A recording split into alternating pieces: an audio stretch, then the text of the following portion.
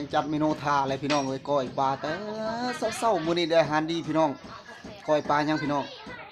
ก้อยปลานิ่มพี่น้องเลยแบบลากซานะพี่น้องแบบก้อยสุกจังหน่อยทุกคนแบบลวกนะแบบแซ่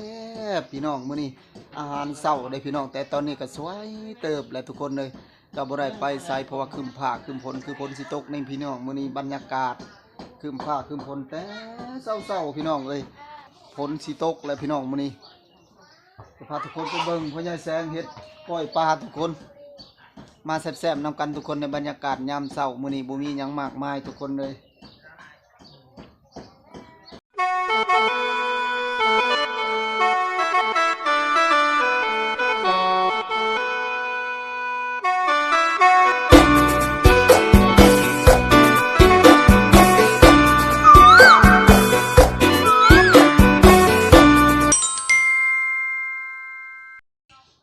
เรือโตเลยเด้เกินหมดเด้โอ้คือได้อาหารแซ่บแต่เช้าแท้มื้อนี้ฮะแม่นก้อยอันนี้นะก้อยก็หยัง ก้อยปลาเดิน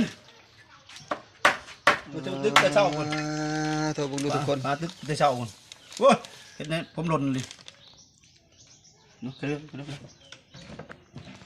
นี่ โอ้เป็นตาแซ่บเลยทุกคนบุญดูนี่ซีนก็ดีมันยังได้เฮ็ดยังได้น้ำสดนะฮะโอ้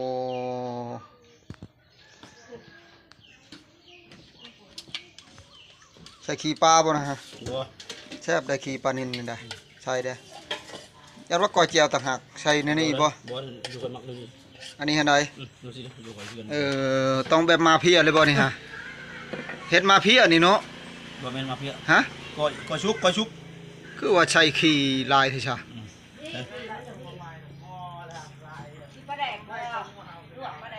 ขี้ปลาแดกบ่นะปลาแดกหน้านะฮะปลาแดกปลาแดกชุกบ่ปลาแดกชุกแล้วต้มมาชุกอยู่ก่อนก็เดี๋ยวขี้ปลาใช่ดอกมาครอบครัวนี่จะเป็นยังอธิบายให้เขาฟังต้มหัวปลาเด่นพี่น้องหัวบักใหญ่เนอะ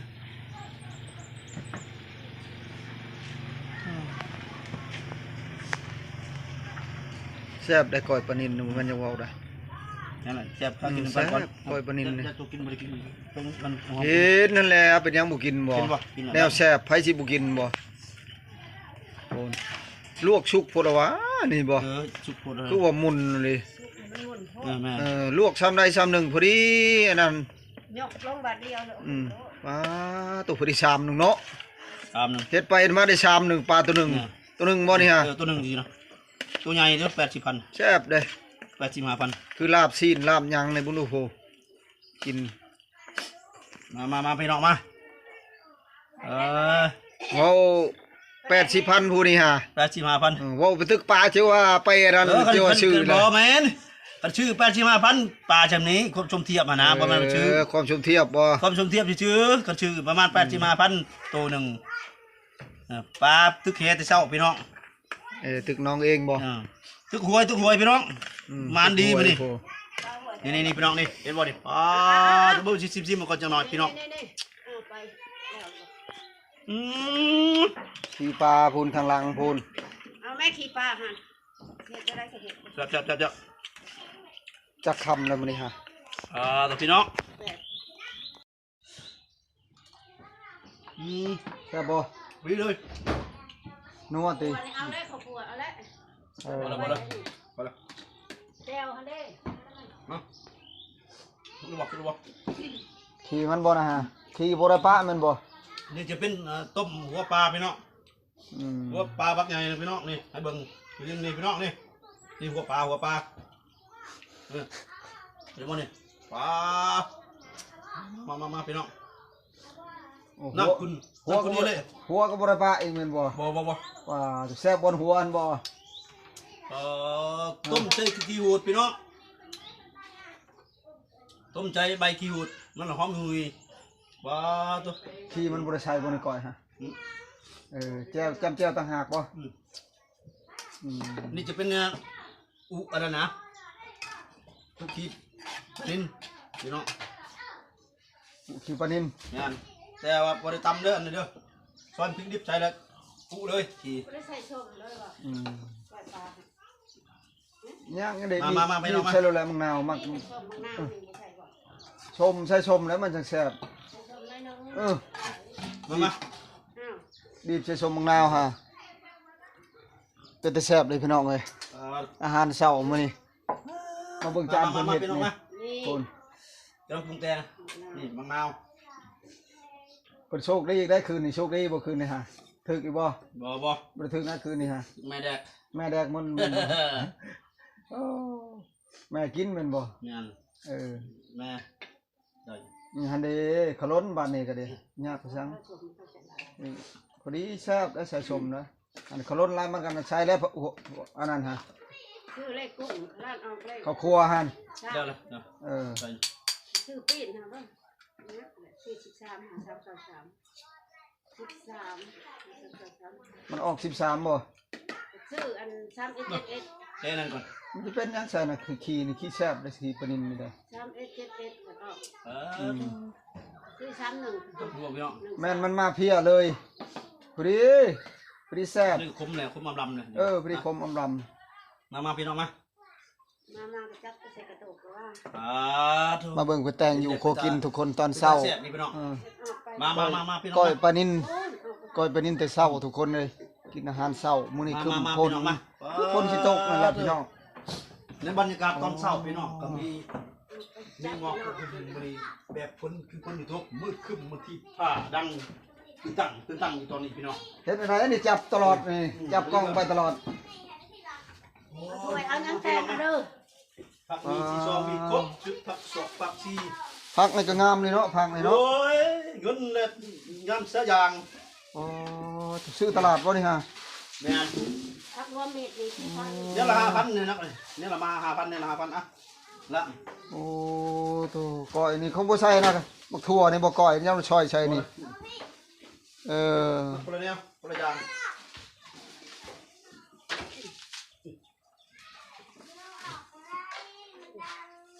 อ๋อถูกพังโมนี่พักเต็มกระโตกแมันบ่ ไม่มีพักกินไร อันบ่มีพักแล้วกินบ่ได้เนาะ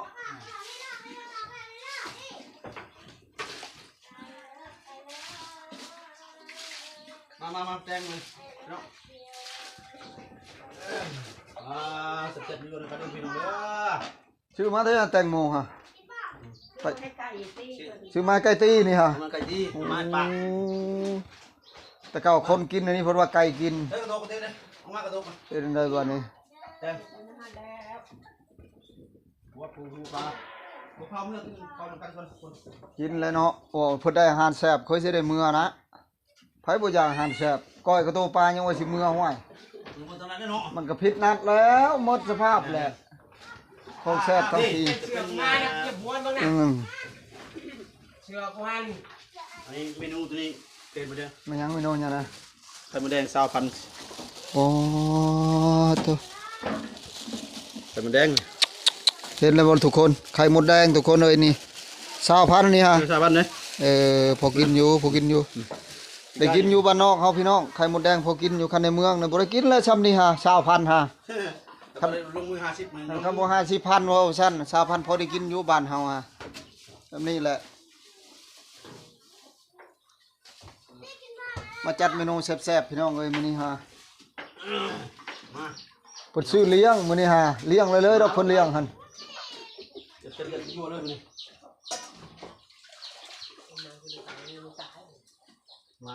มากุ๊บไก่เด้อปล่อยบ่ได้อยู่ไก่มามึงเห็นแต่แม่มันจะนอนมึงบ่เด้อมึงปล่อยมึงฟังกระปอเด้อ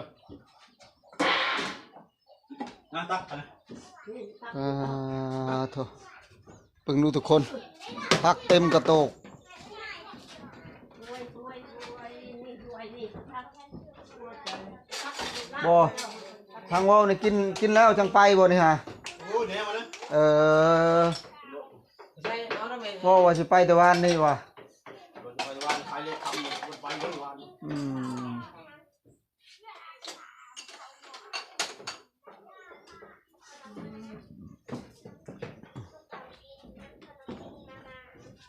เอาบวกอีกกันแน่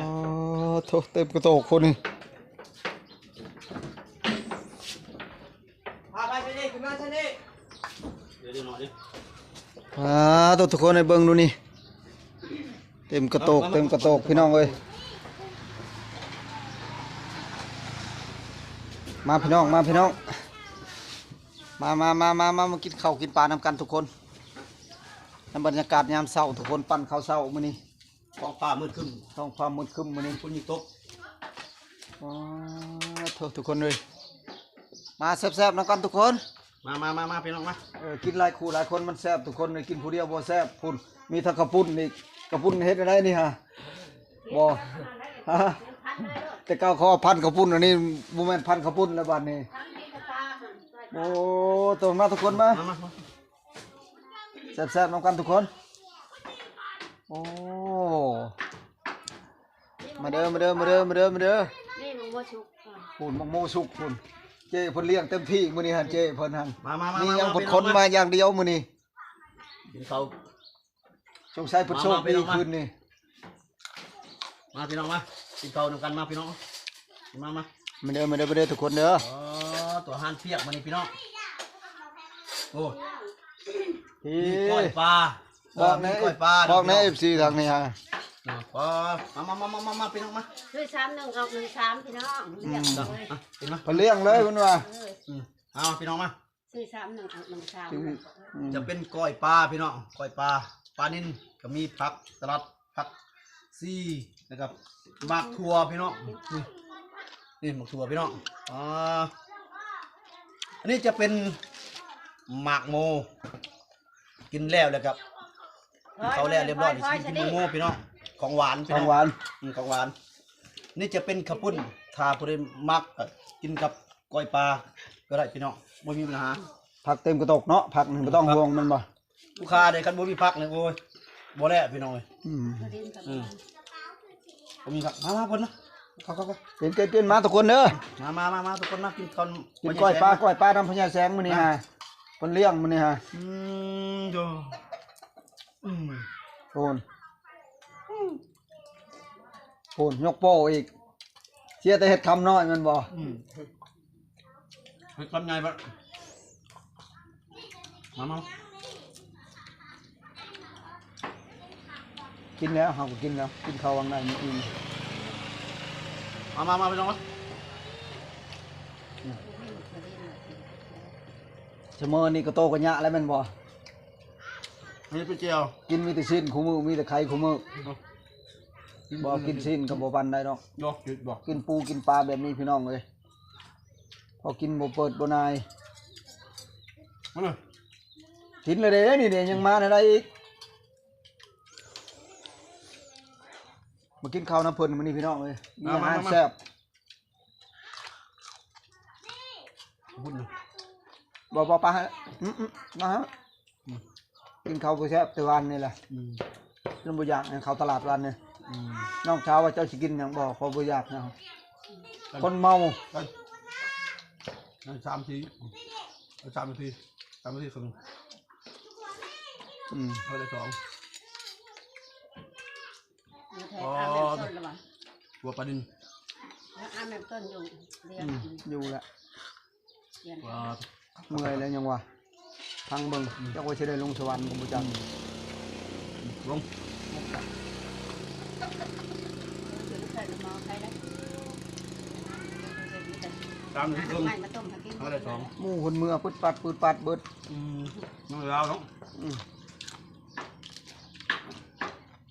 แซ่บได้ปานบ่แม่นจะเว้าได้ปานแซ่บมัดชุนยอดได้ปานก่อยฮะตลาดแกงกอกเขาขายป๊าตัวปลาแมงหัวใหญ่บ่หรือปลายังขาวๆของตัวใหญ่ๆฮะ ปลาขาวมัน ปลาขาวมันฮะคอยชื่อมัน2โตมันมาก่อย อีก6 นาที6 นาทีอุ้ยโอเค มันเนาะขี้มันจะบ่มีขี้เนาะความมันเนี่ย มา มาเด้อ ลองมา มาทุกคนมา นี่จะเป็นทีปลาดิน กินน้ำกันมาแซ่บๆน้ำกันอีกทีทุกคนมื้อนี้มากินข้าวความพากินปลาร่วมถ้วยกินข้าวสามัคคีนะเพิ่นมื้อนี้ให้เพิ่นเฮงๆรวยๆต่อไป มาเราจับมาเราชดตัวบัตร เฮงๆปังๆบ่จักพันข้าวปุ้นบ่จักหยังมื้อนี้ฮะครบชุดแต่เช้ามื้อนี้ฮะ 431ออก13 ซื้อ3 1ออก1 3ก็ยังกินเพิ่นว่ามันบ่ถึกก็ดีใจอยู่ซ้ำนี่มันถึกหมดแล้วเลข1ก็ถึกเลข3ก็ถึก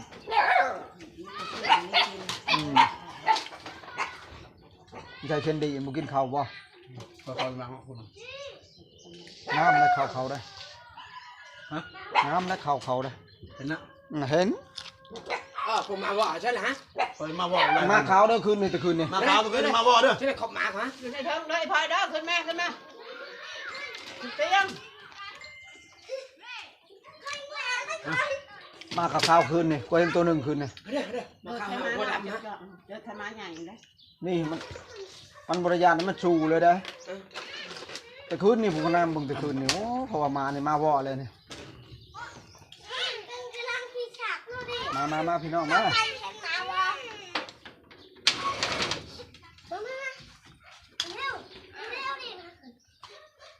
ปุ๋ยเขาก็มืด8ดอกน้ำขยะเด้อยังบ่น้ำเฮา ลูกไปจังมงออกเมา มาเนี่ยก็พอมาเนาะขนาดนี้มากินกล้วยปลามานิ้วลูกบักยันเลย นิ้วแหละมา ฟังหน่อย พายแล้วเอาไปนะ เอาไม่พา มากินไว้เบิ้งนี่คุณนี่ยังนี่ฮะ นี่มอนในนี้มอนนึงปัญญาเขาบอก มาเพิ่นก็ย่างเป็นแถวอยู่มา ใช่รถจ้ะ มาเดี๋ยวมาเด้อ เอามากินน้ำเพิ่นในกล้วยปลา มาลุมกันมา ตัวไป มา นิ้วมา ปัดโมให้มันให้จะหน่อย นี่ฟังงูนิ้ว พังโมให้ ฟังงูนิ้วดูไปต่อ มาลุง มากินกันนี่เลยกล้วยปลาดิมากล้วยปลาดิฉันน้ำในมากินกันมา หายปะหน้าเท่า ให้มึงเนี่ยนะ โอ้ยใครเนี่ยจะ กินหน้าหนึ่งมา เข้ามากินกล้วยปลาเพิ่นกล้วยปลาแต่เช้ามัน ก็น่ายังอยู่นี่บ่ เพราะถือปลามาจากตลาดมาเดี๋ยวจะก็ให้นิ้ว สักว่านั่นได้จังได๋ว่าปลาขึ้นแต่น้องจังได๋ว่าชื่อปลามาตลาด หัวไปยืนรักปาก เต็มที่แล้ว เขาจะชื่อมาตลาดประมาณ80 ว้าวเชื่อ มา ว้าวจะปากใครยุ่งเขาจะไปเลยครับ เนี่ย น่าร้องได้อีสานอันนี้ได้ โอ้ไปเรื่อยๆไปเนาะ แจกมาพี่น้องมาจะมาตัวไหนฮะ บางทีจะได ตัวไหน เอาตัวลาบบ่ ตัวลาบบ่กินลาบบ่หำ จะเพชรนะจะเพชรนะบอกนี่ พัดไหนนะ เพชรเด้ อ๋อนี่ถ้าตักเอาชิ้นนี่ คำว่ามาหรืออัปเดตแล้วได้หรือเปล่า ได้ มันอัปเดตโทรศัพท์บ่เคยอัปเดตมันบ่ได้ได้ นิ้วมา บ่กูโตกว่านี่ย้อนโตมาก็หับบ่ได้นั่นแหละ มันบ่ได้แล้ว เดี๋ เดี๋ยวพี่กินหำ คิดเองอ่ะปะ บ่ได้กลางขาคอได้ ตัวร้านจะ กลางได้กลางได้ มันมีจีนเนี่ยนี่คอย บางรู้บทแกบมันหันมันมีดอกหันได้ชิ้นหัวมันนะหัวปลาฮะมันได้เอาบนมือจ้ะ ขอเลยนะนี่ พอได้ปอนมันออกกลาง ปะ กลางจ้า โอ้แซ่บทุกคนมื้อนี้มากินข้าวหลายคนมื้อนี้ มาไปน้อง เบิ่งดูได้เต็มพาข้าวเลยมื้อนี้ฮะเพิ่นได้อาหารแซ่บมื้อนี้เพิ่นเลี้ยงเต็มที่มื้อนี้กินแต่เช้าพูดเจ้เพิ่นให้พันข้าวปุ้นแต่เช้า คือเลขไปดิฮะ เพิ่นว่า3 1ออก1 3ก็ยังพอใจเลยซ้ำนี่ ว่าเฮ็ดรถบ่ได้พาหรอกมันบ่ได้หรอกโทรจะโปรกันตัดผมเป็นนี่เด้อได้ว่าอันนี้แหละ เฮาบ่ได้อัปเดตเด้ มา เปิดว่าตัวเองจำผิดบ่ บ่ผิด โทษได้แต่เบอร์อย่างเดียว นี่พักกันผม คือเดียวพักนั่นแหละ แม่นละ ของคุณรับไก่ ทุกคนคลิปนี้ก็จะได้จบสำนี้ก่อนทุกคน มากินข้าวกินปลาน้ำเฮือนเบาแสงมื้อนี้ฮะพดก้อยปลามื้อนี้ ลุงเชียง ถือว่าคลิปนี้ก็จะได้จบสำนี้ก่อนทุกคนขอกราบคำว่าสบายดี